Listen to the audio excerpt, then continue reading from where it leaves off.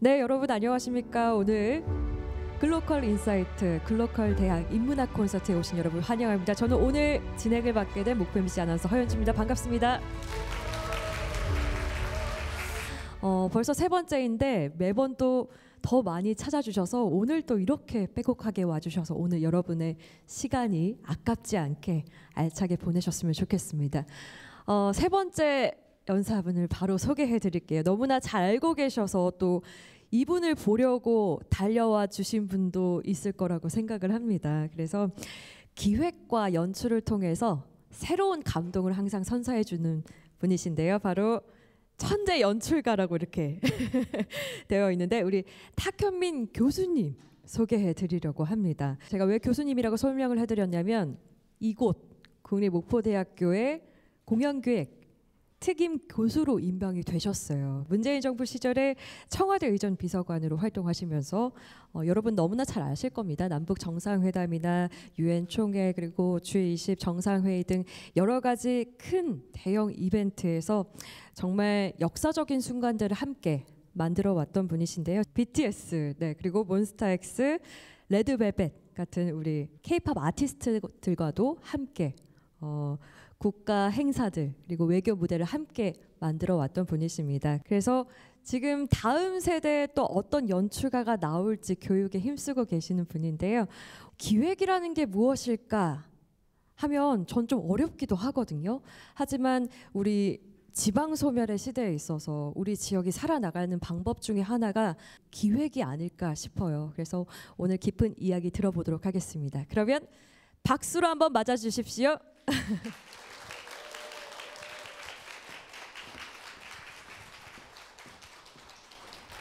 예, 안녕하세요. 탁현민입니다. 반갑습니다. 예. 여러분 만나서 너무 반갑고요. 뭐 소개해 주신 대로 이번 학기부터 음악 공연 기획과에서 공연 기획 가르치고 있습니다. 뭐 개인적으로는 일주일에 한 번씩 목포에 온다는 게 큰 즐거움이고 또 오늘 이런 자리를 만들어 주셔서 제가 제 자랑을 마음껏 할 수 있도록 만들어 주셔서 감사드리고 오늘은 제 자랑 위주로 얘기를 하도록 하겠습니다. 사람들이 무엇인가를 기획한다고 할 때 그게 쉽지 않다라고 여기는 분들도 많지만 가만히 놓고 생각해 보면 사실은 상당히 간단한 몇 가지 것들을 잘 결정하면 되는 문제이기도 합니다. 공연이나 행사를 만드는 세 가지 요소들이 있죠. 뭐 복잡할 거 없습니다. 제가 수업 시간에 늘 얘기하는 것이기도 하고 공연을 이루는 혹은 행사를 이루는 뭐 이벤트라고 해도 좋고요. 무엇인가를 기획하는 데 필요한 세 가지 요소는 생각보다 간단해요. 언제 하냐? 날짜인 거죠. 시기. 그리고 두 번째는 뭘까요? 그렇죠. 어디서 하냐? 그다음에 마지막은 어떻게 하냐? 이 세 가지예요. 이 세 가지 범주에서 벗어나지 않습니다. 언제 하냐, 어디서 하냐, 어떻게 하냐. 결국은 모든 일은 이 범주 안에서 이루어지고 그때그때마다 좋은 선택을 하면 좋은 공연이나 행사가 되는 거고 그때그때 좋지 않은 선택을 하면 뭐 흔한 말로 말아먹게 되는 거죠. 물론 여기에는 몇 가지 요소들이 더 결합이 됩니다. 제가 했던 모든 일들을 간혹 돌이켜보면 이건 내가 한 게 아니라 내가 누군가의 재주나 노력을 빌어서 한 거구나 라는 생각이 들 때가 많아요. 그 말은 이 일은 결코 혼자서 할 수 있는 일이 아니라는 겁니다. 세상의 모든 일이 다른 사람의 도움을 받지 않을 일이 없긴 하지만 특히나 이 일은 내가 했다고 착각할 만큼 지시도 하고 혹은 디렉팅도 하지만 결국은 다른 사람의 힘을 빌어서 하는 경우가 많아요. 근데 끝나고 나면 그것에 대한 좋은 평가들을 독차지하는 경우도 많습니다. 지금부터 말씀드릴 몇 가지 행사들이나 내용들을 보면 지금 이렇게 내가 이걸 했다고 얘기해도 되나? 라는 생각이 드는 것들도 많습니다. 그래서 항상 좋은 기획자 그리고 좋은 연출가는 이 모든 일들이 나로부터 비롯된 것일 수는 있지만 다른 사람의 힘을 빌어서 했다는 걸 잊지 않는 자세가 매우 중요하다고 생각합니다. 그걸 놓치는 순간 그 사람은 같이 일하고 싶지 않은 사람이 되는 거죠. 그래서 이 일도 기획자나 연출가 혼자 하는 일이 아니기 때문에 항상 같이 일하는 사람들에 대한 따뜻한 배려와 또 그 사람들에 대한 존경 이런 것들이 항상 있어야 하고 그것들이 바탕이 됐을 때 좋은 결과가 나오지 않나. 그런 면에서 제가 반성할 점이 참 많습니다. 상당히 건방진 면도 많고 내가 하지 않은 것도 내가 한 것처럼 평가받은 적도 많아서 오늘 그 부끄러움을 먼저 얘기하고 오늘 얘기할 것들을 여러분과 함께 나누도록 하겠습니다. 무엇인가 하나 기획한다고 할 때 사람들이 저한테 보내주는 반응은 뭐 극단적이에요. 한국 사회의 정치적 분열이 극단적이기 때문이기도 하지만 매우 잘했다. 그러면 아까 사회자분이 소개해 준 것처럼 천재적인 기획자나 연출가다. 근데 또 한편에서는 그게 뭐냐고 쇼한다 그러고 그런 비판이나 비난을 많이 받습니다. 타고난 쇼쟁이다. 뭐 이런 비판도 많이 받고. 그래서 항상 제가 무엇인가를 기획하려고 할 때 가장 우선해서 고민하는 것은 이게 지금 내가 표현하려고 하는 게 이 행사나 혹은 이 노래에 혹은 이 순서의 가장 근원적이고 근본적인 메시지가 될 수 있나? 라는 걸 늘 고민합니다. 그리고 거기서부터 출발하려고 노력합니다. 근데 그게 갑자기 생긴 게 아니고요. 어떤 계기가 있었어요. 그 계기가 뭐냐 하면 17년도의 광복절 기념 행사를 연출하면서부터였다고 생각합니다. 국가 행사를 기획하고 연출하는 일은 그때가 거의 처음이었는데 생각보다 할 수 있는 게 너무 없더라고요. 왜냐하면 주로 행사는 꼭 들어가야 할 것들이 정해져 있죠. 맨 처음에 하는 거. 그렇죠. 국민의례. 이거 빼먹으면 안 되잖아요. 두 번째는 뭘까요? 그렇죠. 내빈 소개. 너무너무 지루한 시간이죠. 내빈조차도 지루해해요. 그 다음에 그렇죠. 축사, 기념사. 막 하기 싫죠. 넣어야 돼요. 이거 뺄 수가 없잖아요. 대개 이런 순서나 이런 내용들로 행사는 구성이 됩니다. 저희가 보통 국가기념식을 방송 중계를 하는데 1시간 정도 편성을 하면 많이 해준단 말이에요. 1시간 안에 끝내기 바빠요. 그 사이에 찔러 넣을 수 있는 게 몹시 제한적이 되는 거죠. 그래서 상당히 절망하고 있었어요. 다른 여태까지의 광복절 기념식과는 다른 기념식을 만들었다고 평가받아야 되는 처지에 있었는데 할 수 있는 게 너무 없는 거예요. 그래서 어떻게 해야 되나 하다가 애국가를 부를 때 조금 다르게 불러보자. 애국가는 보통 재창이죠. 재창을 하는데 이번에는 독립운동가 중에 생존해 있는 분 중에 한 분을 모셔서 부르게 하자. 그러면 사람들이 다르다고 얘기할 거야. 이런 생각을 했어요.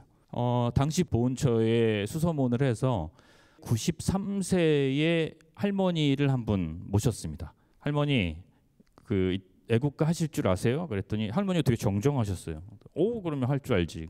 그러면 이따가 애국가 한번 불러보세요. 그랬더니 할 수 있대요. 오케이, 그러면 이 할머니를 무대에 세워야겠다. 그렇게 생각을 했습니다. 그리고 대외적으로도 노 애국지사가 부르는 애국가가 이번에 들어간다. 이렇게 이제 일종의 홍보 장사를 한 거죠. 그 다음에 그래도 리허설을 한 번은 해봐야 되잖아요. 할머니가 노래를 어떻게 뭐 잘 부를 필요는 없지만 어쨌든 준비를 하다가 이제 그 시간이 됐습니다. 근데 또 때마침 연주를 맡은 국방부 관현악단이 잠깐 쉬는 시간이 된 거예요. 근데 그 시간 빼고는 연습할 시간이 없어. 그래서 그냥 맞춰만 보면 돼. 그리고선 할머니를 제가 손을 끌고 무대 위에 딱 세웠어요. 그랬더니 할머니가 애국가를 이렇게 불렀습니다. 동해물과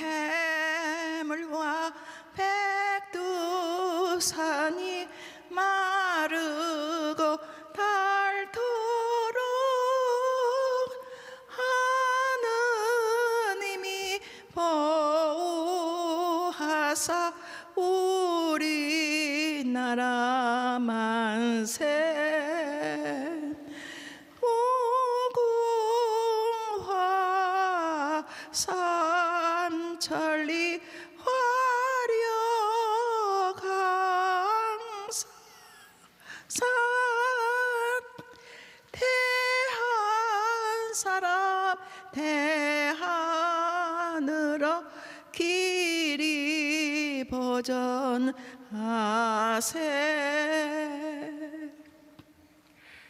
저 애국가를 리허설 때 딱 듣는데 물론 제가 바랬던 애국가가 아니었죠.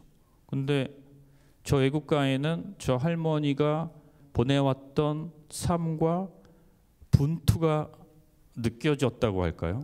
그런 기분이 들었어요. 실제로 저 오희옥 할머니는 부모님을 따라서 광복군의 그 탄약을 전달하는 일부터 아주 어린 시절부터 독립운동 일선에서 활약하셨던 분이고, 저 애국가를 딱 듣는 순간 이 애국가가 이번 광복절의 메인 테마가 될 거다라고 생각을 했습니다. 독립과 광복이라는 것을 전혀 느껴보지 않은 저 같은 세대에게 그 연세 드신 할머니가 겪었을 고통을 짐작하게 해준 힘이 있었어요. 그래서 거기는 어떤 미사오고도 어떤 아름다운 문장도 감히 저 할머니의 저 애국가 한 소절에 대할 바가 아니다라는 생각이 들었습니다. 자, 먼저 여기까지는 무척 아름다운데 실제로 뭔가 변화를 주려면 그때부터 문제가 생기죠. 가장 먼저 행안부가 반대했어요. 이것은 공식적인 국민의례에 속하지 않는다. 만약에 이렇게 애국가를 바꾼다면 분명히 야당에서 뭐라고 할 거다. 일리 있는 얘기죠. 어쨌든 국민의례는 대통령령으로 정해놓은 거니까. 근데 대통령령에는 어떻게 애국가를 불러야 한다가 정해져 있는 거지 어떻게 하면 안 된다는 없어요. 왜냐하면 아무도 그런 생각을 하지 않았으니까. 그래서 하지 말라는 건 없지 않냐. 모든 시행령은 하라는 거지 하지 말라는 건 아니잖아요. 그래서 그렇다면 나는 이 애국가를 원래 불러야 하는 애국가 앞에 배치를 하겠다. 그래서 이 애국가 한 절을 듣고 원래 불러야 하는 애국가 제창으로 가겠다. 행안부에서 오케이는 안 했지만 당신이 책임질 거면 그러면 우리는 더 이상 문제 제기를 하지 않겠다 그랬어요. 두 번째 난관은 더 거대한 난관이었습니다. 이걸 대통령한테 보고를 해야 되는데 저는 봤기 때문에 이 느낌을 전달할 수 봤기 때문에 알지만 대통령은 이걸 모르잖아요. 그러니까 내가 아무리 열심히 설명을 해도 잘 전달되지 않을 거란 말이에요. 그렇다고 해서 대통령의 귀한 시간을 애국가를 이렇게 해요 저렇게 해요라고 계속 그것만 갖고 얘기할 수는 없잖아요. 고민을 했습니다. 어떻게 해야 될까? 보고를 하지 않았습니다. 그때는 딱 한 가지 생각이에요. 문제 생기면 내가 책임져야지 뭐. 왜? 저는 확신이 있었기 때문에. 두 번째 난관은 자신의 확신으로 극복하는 겁니다. 설득하는 순간 책임은 나눠지게 되고요. 보고하지 않는 순간 책임은 내가 져야 되는 거예요. 그러나 자기 확신이 있으면 저는 그렇게 해도 된다고 생각합니다. 어쨌든 그리고 애국가는 현장에서 저렇게 울려 퍼졌고 많은 사람들이 그날 광복절 기념식을 보고 미친 연출력 뭐 이런 얘기를 했어요. 그러나 보시다시피 또 제가 설명드렸다시피 저는 아무것도 연출한 게 없어요. 연출은 저 할머니가 했고 저는 그것을 갖다 썼을 뿐이에요. 딱 한 가지, 저 할머니의 애국가에 원래 반주를 넣으려고 했지만 어떤 연주도 저 노래보다 혹은 저 노래를 더 멋지게 만들어줄 수 없다는 판단이 섰기 때문에 무반주로 부르라고 했고, 할머니의 목소리가 뒤집어지는 것도 저는 나쁘지 않았어요. 그 모든 것이 제가 보기엔 완벽했습니다. 근데 내가 왜 그런 감동을 느꼈느냐, 그리고 또 저 장면을 본 많은 사람들이 왜 비슷한 감정을 느낄 수 있었느냐, 그건 딱 하나인 거예요. 저 할머니의 노래가 광복절이라는 우리가 이제는 거의 익숙하다 못해 약간 지루할 정도로 되풀이되던 국가행사에 생명력을 불어넣은 거죠. 무엇으로? 저 할머니의 진심으로. 저는 그날 광복절에 대통령이 무슨 연설을 했는지 기억하지 못합니다. 여러분도 기억하지 못하잖아요. 그날 상을 받은 다른 사람도 기억하지 못합니다. 오로지 저 장면만 기억해요. 그리고 저는 많은 사람들이 그럴 거라고 생각해요. 그게 연출입니다. 그리고 그게 기획입니다. 이게 제가 여러분께 드리고 싶은 첫 번째 이야기입니다. 두 번째 얘기로 넘어가겠습니다. 우리가 연출과 기획이라고 하면 무엇인가를 자꾸 보태야 한다는 강박을 갖게 돼요. 더 재밌게 해야 돼. 더 아름답게 해야 돼. 근데 과연 그게 맞을까? 라는 생각이 들었던 있었던 순간입니다. 두 번째 장면은 한번 보고 얘기를 할까요? 자, 여러분이 보시는 건 편집된 장면이기 때문에 음악을 누군가 깔아놨지만 실제로 이날 판문점에서의 회담은 이런 장면이 아무 소리 없이 나갔던 장면이죠. 오디오는 새소리밖에 들리지 않았습니다. 바람 소리하고. 그리고 저 자리에서 무려 30여 분 가까이를 저렇게 앉아 있었습니다. 왜 저런 일이 벌어졌냐 하면 이게 의도하지 않았기 때문입니다. 원래의 의도는 뭐였냐면 오전 내내 회담을 했으니까 김정은 위원장과 문재인 대통령이 판문점 주변을 산책하다가 김정은 위원장이 담배 피우는 걸 너무 좋아한다는 정보가 있어서 저기서 담배도 한 대 피우고 잠깐 쉬었다가 그리고 나서 다시 회담장으로 복귀하는 거였어요. 근데 앉아서 갑자기 얘기를 하기 시작하는 거예요. 그렇기 때문에 그냥 팔로우하는 카메라 한 대만 딱 ENG로 배치를 해놨던 거예요. 만약에 저기서 저런 장면이 연출될 거였으면 밑에 오디오도 갖다 놓고 마이크도 갖다 놓고 카메라도 1, 2, 3 최소한 갖다 놓고 다 찍었겠죠. 그리고 탁탁 커트 편집하면서 현장에서 내보냈겠죠. 근데 아무도 그걸 예상하지 못했던 거예요. 이게 일부러 소리를 줄인 게 아니라 실제로 저 장면입니다. 저는 사고라고 생각했어요. 처음에. 드디어 이렇게 내 명성이 이제 끝나는구나. 근데 판문점 회담이 끝나고 사람들이 가장 멋진 장면, 외신이 가장 멋있었던 장면으로 선택한 게 바로 저 장면입니다. 왜일까? 왜 저 장면이 많은 사람들에게, 저 내용과 내막을 모르는 많은 사람들에게 멋있는 장면이라고 인식됐던 걸까? 귀신같이 알아내는 거죠. 저거는 예정하지 못했던 장면이라는 거. 첫 번째는 그겁니다. 맞습니다. 두 번째는 우리의 상상력을 자극하는 거예요. 도대체 저기서 무슨 얘기를 했을까? 특히 미국의 CIA에서 저기서 도대체 무슨 얘기를 했는지 너무나 알고 싶어서 그 입술을 읽는 그 분들에게 부탁을 해서 대본을 아예 만들었다고 하더라고요. 그때 생각했어요. 연출과 기획이라는 게 뭘 자꾸 더해서 아름답게 만들고 더해서 화려하게 만드는 것만이 연출과 기획이 아니구나. 이미 있던 것에서 빼내는 게 훨씬 더 본질에 가까운 것이고 사람들은 자기들이 찾아낸 진정성을 확인할 때 감동을 받는 거구나. 제가 화려한 쇼를 해야 될 때도 있고 아주 소박한 행사를 해야 될 때도 있지만 그걸 좀 잊지 않으려고 노력하는 편입니다. 뭔가를 보태지 않아야겠다. 뭔가를 더 빼내야겠다. 이런 생각을 할 때가 있습니다. 그게 이 두 번째 여러분과 같이 봤던 영상에서 얻은 제 이야기입니다. 세 번째로 넘어가도록 하겠습니다. 저한테 너무 뭉클했던 사건이기도 하고 제일 오래 걸렸던 프로젝트이기도 합니다. 홍범도 장군의 유해를 봉환하는 행사였습니다. 내용을 잘 모르시는 분들을 위해서 축약해서 말씀드리면 실은 홍범도 장군의 유해를 봉환받기 위해서 우리 정부는 그 이전 정부, 그러니까 김영삼 정부 때부터 노력했다고 해요. 그런데 그때는 북한의 눈치를 보느라고 카자흐스탄에서 유해를 내주지 않았고 다시 또 북한에서 그 유해를 돌려달라고 했을 때는 원래 평양 출신이시거든요. 돌려달라고 했을 때는 또 우리 정부 눈치를 봐서 카자흐스탄 정부가 돌려주지 않았다고 해요. 그런데 극적으로 문재인 대통령과 카자흐스탄 대통령의 합의로 돌려받기로 한 그해 저는 모든 게 결정됐으니 유해 봉환 행사를 준비해라 라는 명령을 받고 막 출발하기 직전에 코로나가 터졌어요. 또다시 1년이 연기가 됐고요.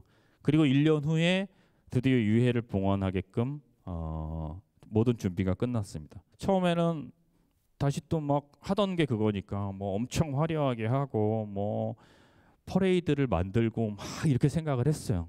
왜냐하면 홍범도 장군이라는 분이 무장투쟁을 하셨던 분들이란 말이에요. 그러니까 우리도 독립을 위해서 전쟁을 했던 역사가 있는 걸 알려주실 수 있는 분이란 말이에요. 상당히 의미가 있죠. 독립운동사 전체를 놓고 보더라도.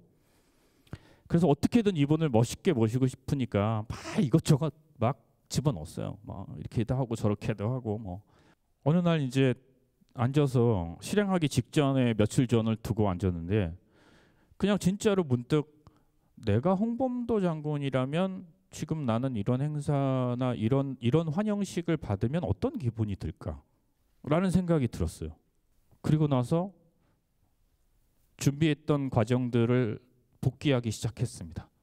애초의 생각과 달리 내가 홍범도 장군이라면에서 다시 시작해보자. 나는 살아있고 나는 홍범도 장군이고 해방된 조국의 땅에 내 평생을 거쳐서 쌓아왔던 해방된 조국의 땅에 드디어 돌아간다면 어떤 과정을 거쳐서 어떤 환영을 받으며 돌아가는 게 좋을까? 그러면 내가 어떤 기분이 들까? 이렇게 생각을 하기 시작했습니다. 그래서 만든 전체 과정 중에 일부를 한번 보고 말씀을 더 드리도록 하겠습니다.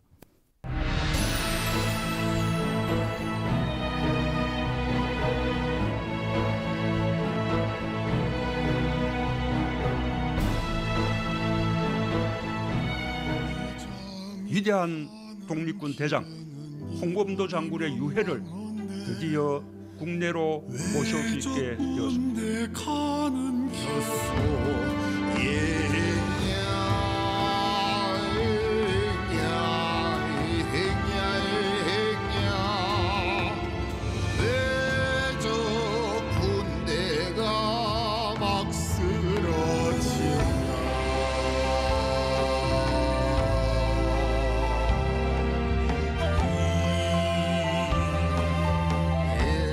홍범도 장군님의 귀환을 모시게 되어 영광입니다.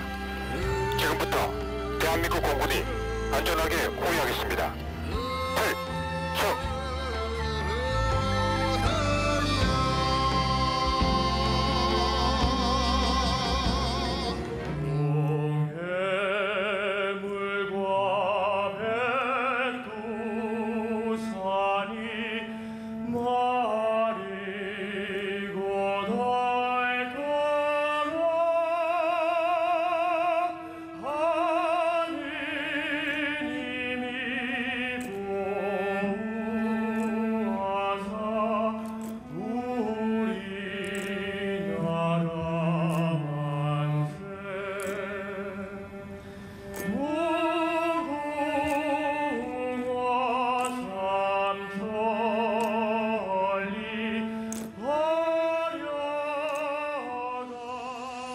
홍범도 장군님, 잘 돌아오셨습니다.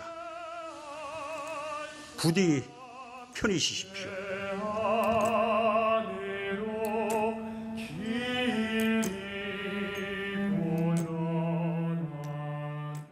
그 입장에서 생각해보니 몇 가지 명료해진 게 있었어요. 첫 번째는 본인의 말년을 보내셨던 카자흐스탄, 저희가 크즐오르다라는 도시인데 그렇게 큰 도시는 아닙니다. 그리고 되게 척박한 땅이고 거기에 대한 애잔함이 남아 있을 것 같은 거예요. 어쨌든 내가 거기서 삶의 말년을 보냈는데 거기를 그냥 훌쩍 떠나기는 뭔가 마음이 좀 쓰이지 않을까 이분이. 그래서 그 상공을 3번 선회하게 한 겁니다. 내 인생의 마지막을 보냈던 그 장소를 한 번쯤 돌아보고 싶을 것만 같아서. 그리고 홍범도 장군의 유해를 모신 비행기가 우리 영공에 딱 도착했을 때 보신 것처럼 공군 전투기들이 나가서 호위를 하게 했습니다. 근데 그냥 나가지 말고 우리 공군이 갖고 있는 모든 종류의 전투기를 한 대씩 다 부른 겁니다. 그거는 홍범도 장군이 진짜 낡은 소총 한 자루로 일본군과 싸웠을 때 가장 필요했던 것, 갖고 싶었던 게 분명히 무기였을 거고 그걸 보여주고 싶었어요. 그래서 저런 장면이 만들어진 겁니다.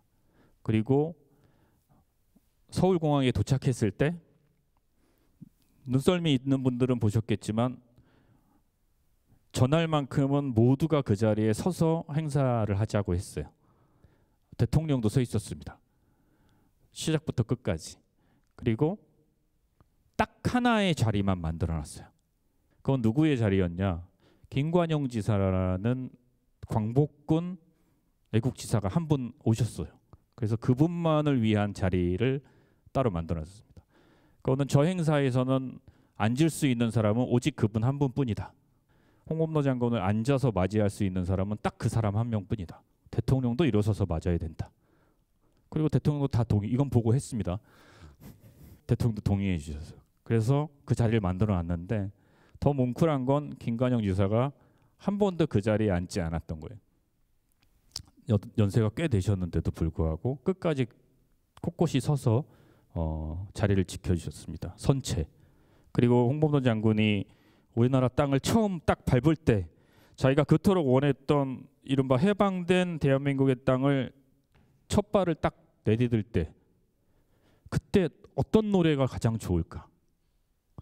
역시 들으셨던 노래 외에는 떠오르는 게 없었습니다.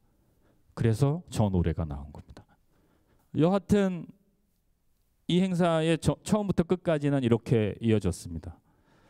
그리고 이 행사의 마지막인 안장식 때 좀 그 찌릿한 체험을 했어요. 그 찌릿한 체험이 뭐냐면 제가 마지막 안장식 때 홍범도 장군의 유해를 이제 그 안식에 들게 하기 전에 뭔가 한 곡의 추모곡을 썼으면 좋겠다라고 생각을 했거든요. 근데 그냥 익히 알려진 노래나 이런 것보다는 그래도 요즘 친구들이 많이 들었었던 혹은 알 수 있는 그러면서 좀 가슴이 움직일 수 있는 그런 노래를 찾다 보니까 때마침 그때가 미스터 선샤인이란 드라마가 막 회자되고 있을 때였고 그게 또 의병들의 이야기를 다룬 얘기잖아요. 그래서 거기에 딱 맞는 곡을 하나 찾았습니다. 바람이 돼요.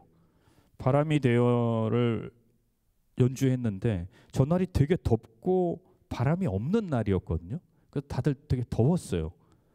근데 한번 보시죠.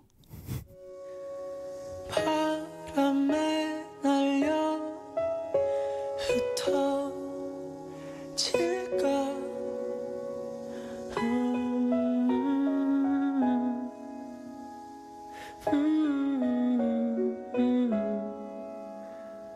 꿈에 본다면 좋을 텐데 바람이 되어 그대의 두 볼에 흐르는 눈물 하늘이여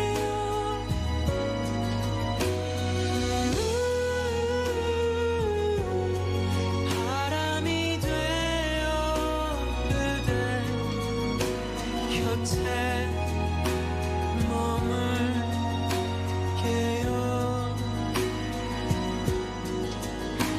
곁에 보셨어요? 너무 놀랍더라고요. 저는 누가 강풍기를 틀어놓은 줄 알았어요, 뒤에. 근데 나중에 진짜 제가 의도하지도 않았고 저는 이 영상을 행사가 끝난 한참 뒤에 봤거든요. 근데 저런 장면이 만들어져 있는 걸 보고 뭐 저는 잘 그런 걸 믿지는 않습니다만 기쁘게 돌아오셨겠구나 이런 생각을 해보게 됐습니다. 홍범도 장군의 이야기를 드린 이유는 기획과 연출이 내 것을 막 자랑하려고 하면 안 되겠다라는 걸 깨달았던 순간이었습니다. 내가 표현하려고 하는 대상 혹은 내가 전달하려고 하는 메시지 그것이 갖고 있는 그 본질을 드러내야지 내가 거기에 뭔가를 자꾸 내 것으로 만들어서 사람들에게 들이밀어봐야 그거는 별로 큰 감동이 되지 않는구나. 그 목적에 부합하는 것들을 해야겠구나 라는 생각을 하게 됐던 계기였습니다. 마지막으로 하나만 더 얘기하고 정리를 하려고 합니다. 행사를 하다 보면요, 또 기획을 하다 보면 죽어도 안 되는 것들과 맞닥뜨리게 되죠. 아, 이건 진짜 답이 없어. 이건 도저히 안 돼. 아, 이건 뭐 내가 아니라 뭐 우리 할아버지가 오셔도 안 돼. 이런 일들이 비일비재하죠. 사실은 어떤 행사도 그런 난관들을 겪게 돼 있습니다. 그 난관 앞에 딱 서게 되면 모든 과정에 회의가 들고 이거는 진짜 극복하지 못할 문제다 이런 생각이 들곤 합니다. 제가 민주화 운동 기념 행사를 딱 한 번 했는데 그 딱 한 번의 행사 때 일어났던 일입니다. 서울에 가면 남영동에 대공분실이라는 데가 있습니다. 박정철 열사가 돌아가신 곳이죠. 거기를 남영동이 대공분실로 쓰다가 드디어 민주화 운동 이후에 민주화 운동 기념관으로 바꾸기 위해서 반환했던 해였어요. 제가 그 행사를 준비하면서 여기가 의미가 있겠다. 어쨌든 박정철 열사가 돌아가신 데이기도 하고 또 많은 민주화 운동 관계자들이 탄압과 고초를 겪었던 곳이니까 여기서 행사를 하는 게 맞겠다 싶어서 장소를 글로 정하고 그리고 행사를 준비했습니다. 여기가 일종의 안가 같은 곳이잖아요. 그러니까 밖으로 드러나지 않는 곳이잖아요. 그러니까 그 자체가 되게 서늘해요, 공간이. 근데 보통의 공공기관에는 당연히 있어야 할 게 여기는 없는 거예요. 이거 어떻게 하지? 라는 생각이 들었어요. 무엇이 없었냐? 국기 개양대가 없는 거예요. 왜냐하면 거기는 공공기관으로 보여지면 안 되는 곳이었기 때문에. 그거를 나중에 알았어요. 이래서 없었구나. 그러면 어떡하지? 국기에 대한 경례를 사람이 들고 나와서 국기를 보여줬다가 다시 내려야 되나? 막 고민을 하다가 이번 행사는 이렇게 가야겠다 하고 만들었습니다.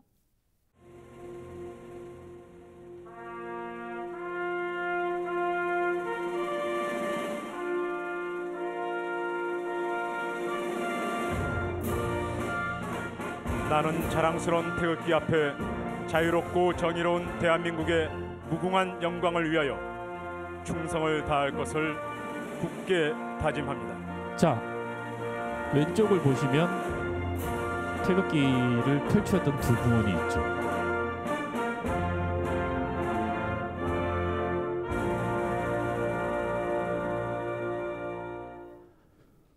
태극기를 개양할 곳이 아무 데도 없는 거예요.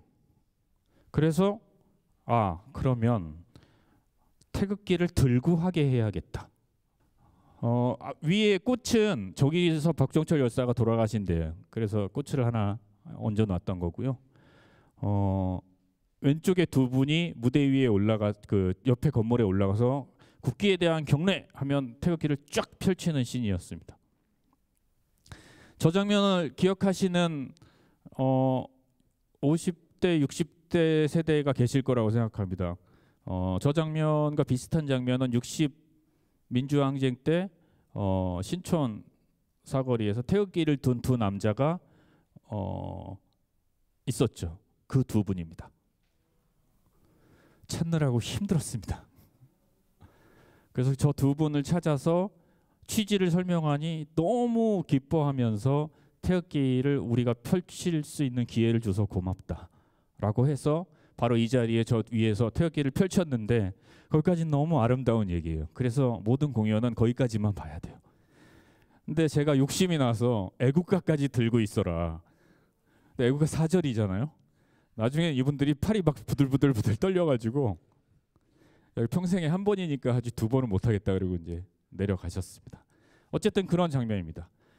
저는 우리가 돌파할 수 없는 문제는 없어라고 얘기할 때 저 얘기를 항상 합니다. 물론 이건 작은 에피소드고 뭐 되게 작게 일어난 일이지만 세상 일이 다 그렇잖아요. 언제나 큰 것이 작게 나타났을 뿐이잖아요. 그 말을 바꿔 생각하면 작은 문제를 해결하면 큰 문제도 해결이 된다는 겁니다. 그러니 제가 기획과 연출을 할 때 이런저런 소소한 문제에 부딪힐 때마다 도저히 답이 없다고 생각할 때마다 분명히 뚫고 나갈 길들이 언제나 있더라라는 응원의 말씀을 전하고 싶어서 저 이야기를 드립니다. 오늘 제가 여러분께 강연 형태로 드리는 말씀은 이것으로 가름할까 합니다. 무엇인가를 기획하고 연출한다고 했을 때 모쪼 여러분들이 참고할 만한 이야기가 됐기를 바라봅니다. 단 이건 제 겁니다. 무슨 말씀이냐 하면 저만 할 수 있는 거예요. 이건 잘난 척하는 게 아니라 저의 경험인 거예요. 여러분은 여러분의 경험을 하셔야 됩니다. 제가 했던 것들은 저 사람은 저렇게 했구나 라는 참고 나머지 길은 여러분들이 알아서 가는 겁니다. 똑같이 따라하면 여러분들은 제 아류가 되는 거예요. 그래서는 안 됩니다. 각자가 각자의 길을 가시기 바랍니다. 제 말씀 여기까지 하도록 하겠습니다. 고맙습니다. 네, 저희가 미리 또 질문을 받은 게 있어서 네. 네, 요 밑에 거는 학생분이 좀 해주실 것 같아요. MZ 세대에 대해서 어떻게 공공의 메시지를 좀 제대로 전할 수 있을까요? 전통적 네. 연설이나 행사보다 짧고 그러니까 저희가 어떻게 이제 쇼츠 세대라고 하죠. 약간 짧고 강렬한 그런 것에 좀 어필을 많이 하고 있는 상황에서 제가 수업 시간에도 학생들과 네. 많이 토론하는 대목이기도 한데요. 네, 저거는 일단은 연설이나 메시지는 없는 게 제일 좋아요. 너무 지루해요. 재미없어요. 연출하는데 저도 재미없는데 보는 사람이 뭐가 재밌겠어요, 그게? 사장님 말씀 없는 나라에서 살고 싶어요. 그런 건 뭐 저도 당연히 그렇고요. 근데 그러나 어쩔 수 없는 측면이 분명히 있죠. 근데 이제 이런 차이가 있는 것 같아요. 여기 앞에 고등학생도 몇 분 앉아 계신 것 같은데 지금 제가 가르치는 대학교 1학년 학생들도 그렇고 1, 2학년 학생들도 그렇고 저는 이제 52이에요. 저희 세대는 텍스트로 장면을 만들었어요. 그러니까 텍스트가 인식의 기반이에요. 근데 그 뒷세대들은 이미지가 인식의 기반이죠. 많이 드는 예로 지금 예를 들어 여기에 제가 여러분 바다 한번 떠올려 보세요. 그러면 여기 한 150분 정도 있는데 150개의 바다가 한꺼번에 떠오르겠죠. 왜냐하면 각자가 생각하는 바다는 다 다르니까. 나는 경포대, 너는 해운대, 뭐 누구는 어디, 누구는 어디.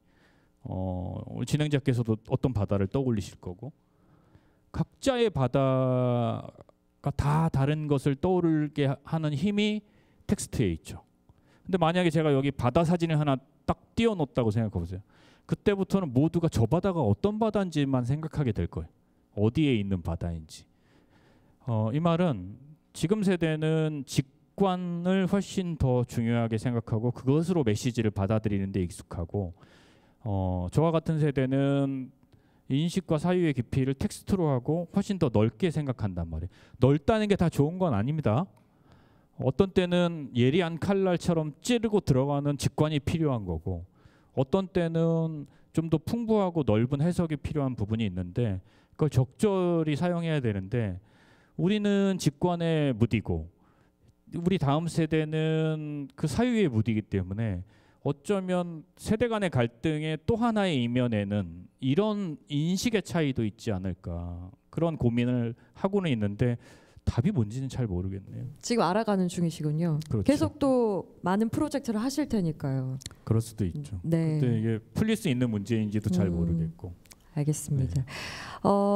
여러분의 질문도 좀 들어보려고 하는데요. 혹시 강연을 들으면서 또 지금 이제 대담을 보면서 궁금하신 분 있으십니까? 저희가 마이크를 전달하고 싶은데요. 네. 학생 두 분 손 들었는데 네. 안녕하십니까. 목포중앙고등학교 방송영상과에 재학하고 있는 박한솔이라고 합니다.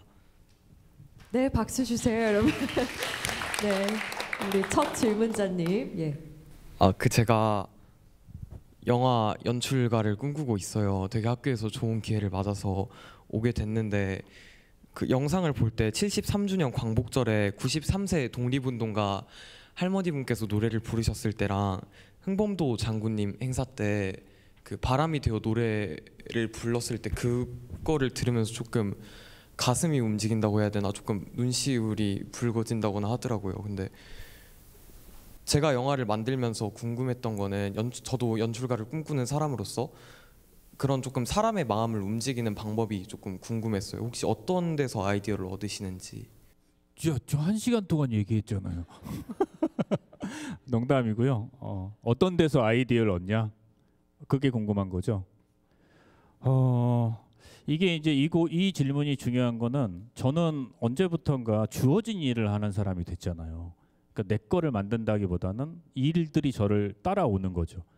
그러니까 그런 면에서 사실 그 어떤 한계가 있어요. 그러니까 내 걸 표현하는 일을 한다기보다는 나한테 그 일이 주어졌기 때문에 그것을 잘 해내는 역할.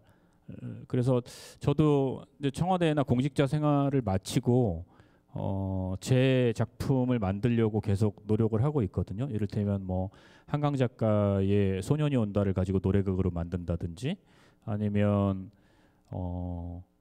어떤 사람과 함께 토크쇼와 음악이 같이 있는 그런 형태를 만든다든지. 근데 뭔가 내가 얘기하고 싶어서 미치겠는 게 있어야 되는 거예요.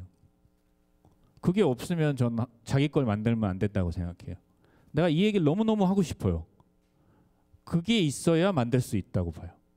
그러니까 무엇으로부터 영감을 얻고 무엇으로부터 아이디어를 얻느냐라고 질문할 때 먼저 우리가 스스로에게 물어봐야 되는 건 나는 무엇을 표현하고 싶은 게 있지?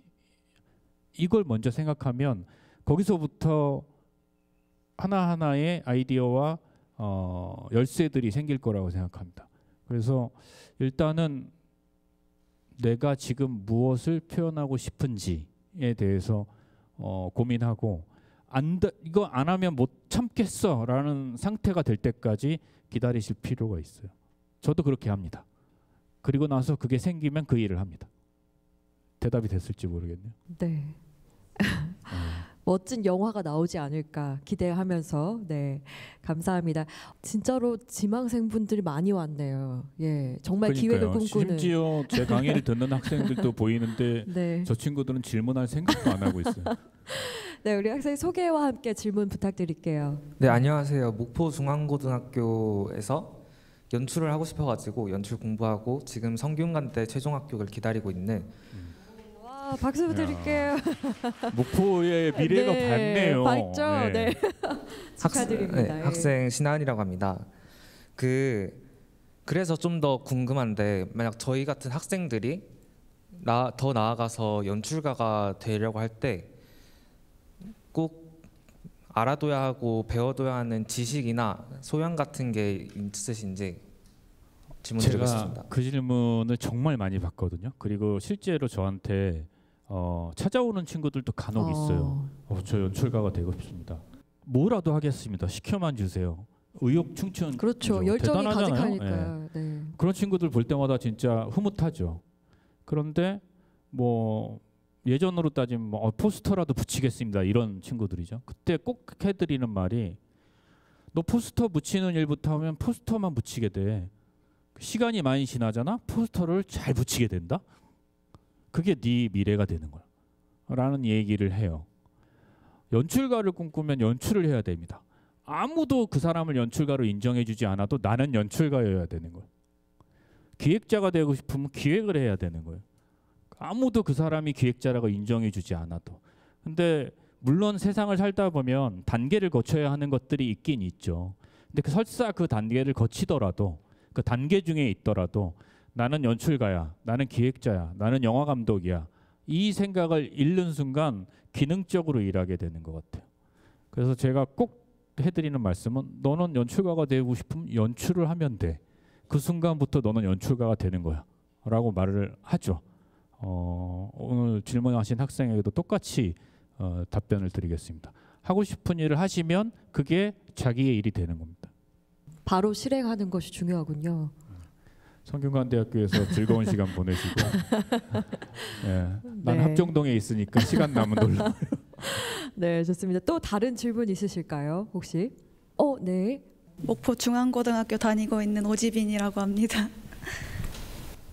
저는 연출이 개인적으로 사람의 마음을 움직이는 일이라고 생각하는데 언제 사람들의 마음을 움직였다고 생각하시는지 그게 궁금해요. 지금? 연출도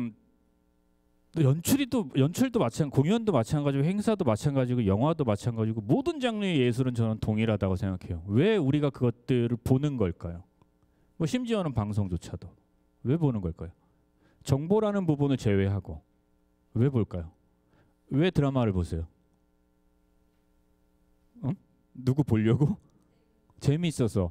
재미도 한번 또 빼놓읍시다. 하나 더. 그 재미라는 요소도 포함된 겁니다. 우리는 기본적으로 감동받고 싶어 해요. 누구나. 재미도 감동의 요소 중에 하나죠. 그렇기 때문에 사실은 이 일은 너무 쉬운 일이에요. 어찌 보면. 왜? 준비되어 있는 사람들이. 우리는 인생을 살면서 팍팍하다고 하고 괴롭다고 하고 힘들다고 해요. 제가 제일 많이 그런 말을 해요. 그러나 동시에 무엇으로부터 끊임없이 감동받고 싶어 해요. 그게 음악이든 영화든 그림이든 그리고 무엇으로부터 위로받고 싶어 해요. 그게 우리가 갖고 있는 본성이죠. 그 부분을 자극하면 되는 거예요.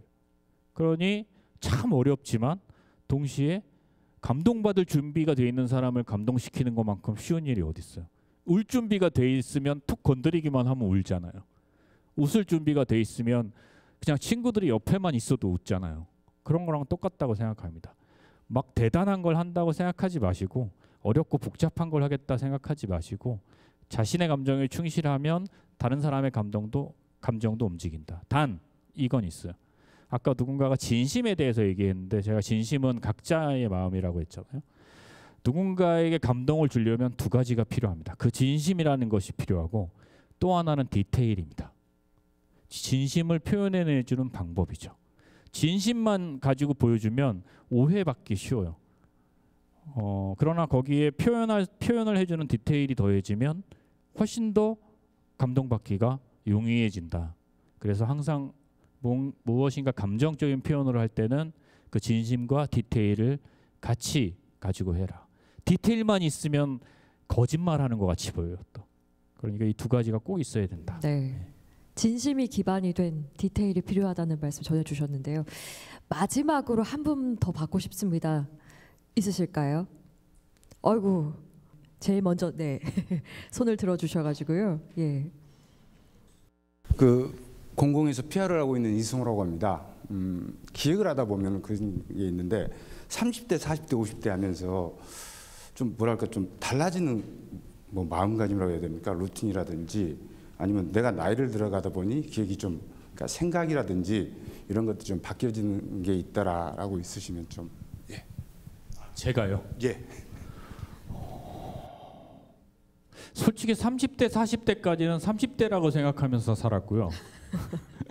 40대에서 50대 넘어갈 때도 30대라고 생각하면서 살았고 나이를 최근에 느끼기 시작해서 뭐 제가 그 질문에 적절한 답변일지 모르겠습니다만 이렇게 말씀을 드릴게요.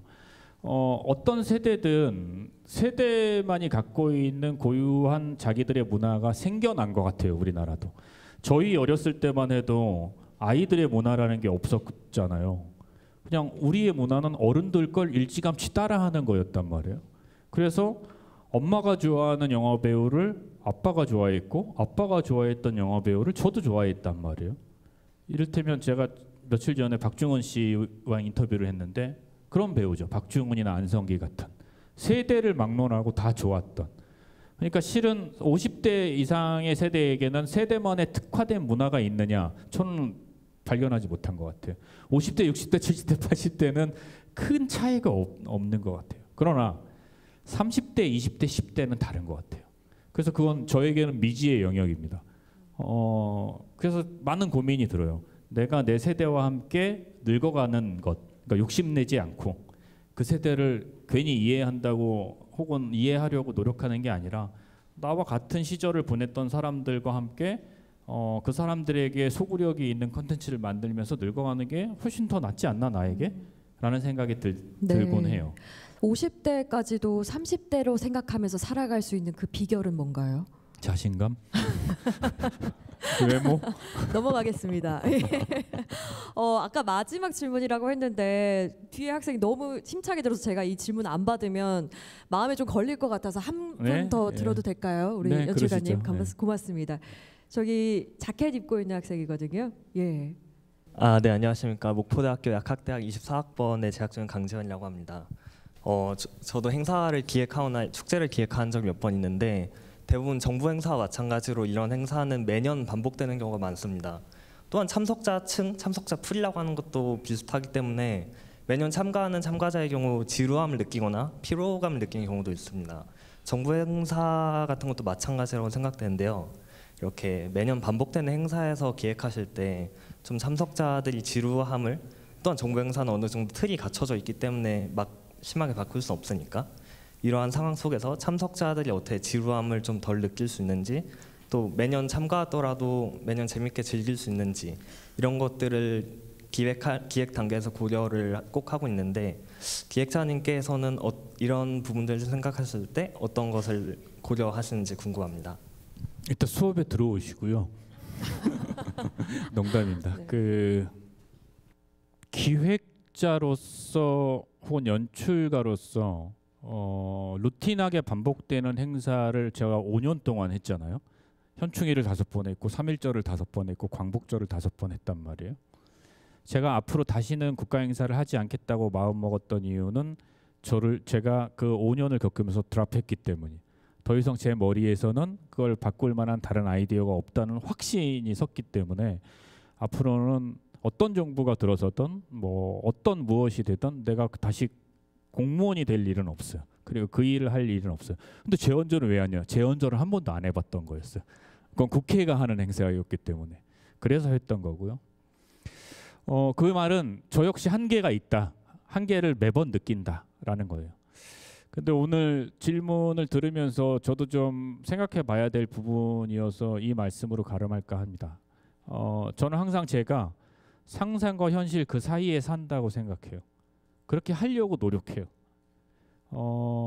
우리에게 주어진 것은 루틴한 일상의 반복이지만 사람들이 공연을 보고 축제를 오고 영상을 보고 영화를 보고 하는 이유는 그 평범한 루틴에서 벗어나고 싶은 욕망이 있는 거잖아요. 그러면 그걸 기획하는 사람, 연출하는 사람은 그 욕망에 부응해 줄 의무가 있습니다. 그걸 못하겠다? 하면 안 돼요. 너무 간단한 문제예요. 그걸 할 자신이 있다? 하세요. 그러나 자신도 없으면서 한다? 그러면 업자가 되는 거예요. 자기가 연출가가 될지 업자가 될지 결정해야 됩니다. 누구도 그 사람의 작품에 대해서 비평할 수 있습니다. 평가할 수 있습니다. 이 일은 그런 일이에요. 그러니 자신감을 갖고 하시든지 아니면 다른 길을 찾든지 전 둘 중에 하나를 선택하는 게 현명한 태도라고 생각을 합니다. 네, 알겠습니다. 감사합니다. 예. 네. 이렇게 또 질문을 들어봤는데요. 또 목포와 또 더 가까워지고 깊어지길 바라면서요. 박수 한번 부탁드리겠습니다. 고맙습니다. 네. 기획이라고 했는데 뭐 저희가 정말 거창하게 기획을 하지 않더라도 그냥 우리 삶의 뭔가 하루하루의 이벤트도 기획일 수도 있다고 생각이 들었습니다. 그리고 연출가님 보니까 뭔가 이렇게 시크해 보이셔도 정말 관심이 많고 애정이 많더라고요. 그래서 진심이 없으면 또 안 나오는 것 같아요. 그래서 저도 진심을 다해서 내가 뭘 하고 싶은가 이런 좀 생각도 들었는데 여러분들께서도 오늘 그런 생각 한번 떠올려 보셨다면 알찬 시간이 아니었나 싶습니다.